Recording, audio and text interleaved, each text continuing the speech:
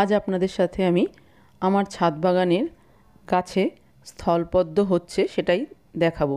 কুড়িটা দেখুন সবে ফুটে উঠেছে। এটা আগের দিন আমি দেখিয়ে রাখছি, কুড়িগুলো এরকম ফুটে উঠেছে। আগামীকাল আমি আপনাদের দেখাবো কুড়িটা যখন ফুটে ফুল হবে তখন। এখানে দেখুন একটা গোলাপ গাছেও খুব সুন্দর একটা গোলাপ ফুটেছে, ভীষণ সুন্দর লাগছে এই গোলাপটা দেখতে। আর একটা কুড়ি হয়েছে গোলাপ গাছে। দেখুন পরের দিন সকালবেলা দেখাচ্ছি, খুব সুন্দর একটা সাদা স্থলপদ্ম ফুটেছে। এই স্থলপদ্মটা এখন সাদা, কিন্তু যত বেলা বাড়বে এর কালারটা কিন্তু সম্পূর্ণ চেঞ্জ হয়ে যাবে। দেখুন বেলা 12টার সময় স্থলপদ্মর কালারটা সম্পূর্ণ চেঞ্জ হয়ে গেছে।